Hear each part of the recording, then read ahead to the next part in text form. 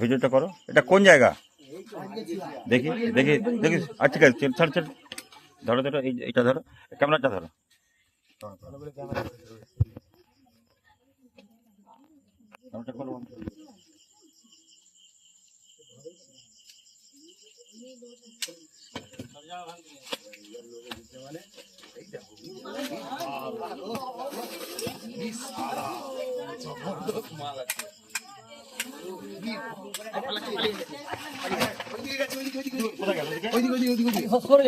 সবাই লাইট দিলে রাখো।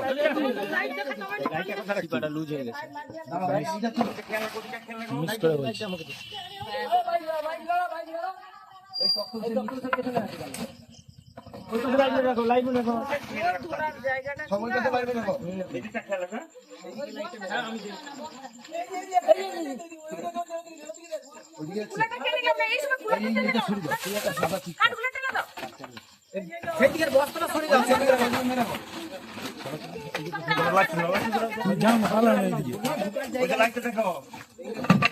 মেরে রাখো।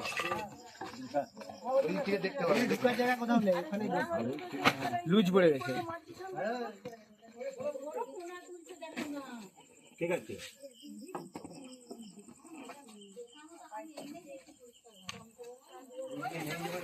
এই যে সে ধরে নিচ্ছে।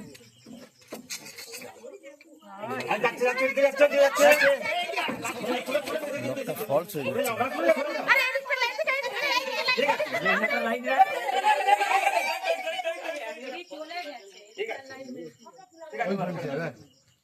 কি লুজ হয়ে যাচ্ছে? হ্যাঁ, আরে ভরকি যাচ্ছে তো এখন পুরো একদম ব্যাস পড়ে যায়। ওই তো পুরা আছে একদম তাজা সাপ, 3 ফুট সোজা। লাইট দিই। এটা 5 কেজি দাও। দেখো দেখো, এই 1 খাড়াবাড়ি। খাড়াবাড়ি? এটা খাড়ার বেড়া। খাড়া বেড়া বাড়ি। এখান থেকে কে আমাকে ফোন করেছিলেন? এই যে কি নাম? সঞ্জীব রানা আমাকে ফোন করেছিলেন। বাড়ির সামনে বিশাল আকৃতির একটি গোখুর সাপ দেখতে পাচ্ছেন।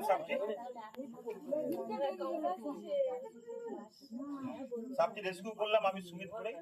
আমরা সাপকে নিয়ে গিয়ে গভীর জঙ্গলে ছেড়ে দেবো। তার কারণ সাপকে বাঁচিয়ে রাখতে হবে। সাপের বিষ থেকে অনেক প্রকারের ঔষধ তৈরি হয়। সাপ মারা উচিত নয়। আর অবশ্যই আপনারা মশারি টাঙিয়ে শুবেন। অবশ্যই মশারি টাঙিয়ে শুবেন। ইদানিং কালে কালা সাপ, কালচিত যেটা বলা হয়, পুরো বিছানায় চলে যাচ্ছে।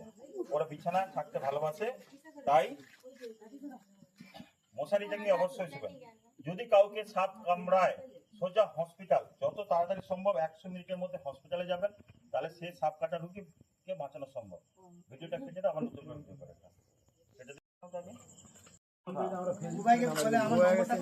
সেটা আকাশ পাইরেসি ইউটিউব বা ফেসবুকে সব নাম্বার পাওয়া যাবে।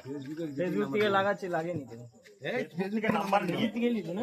আচ্ছা, অনেকগুলো ভিডিও করে আমাকে ফোন করা হয়েছিল। এখান থেকে ফোন করেছিলেন সঞ্জীব রানা। আমি এসেছিলাম সুমিতপুরেই। আমরা এখানে একটা সাপ ছিল বাড়ির সামনে, সাপকে রেস্কিউ করলাম।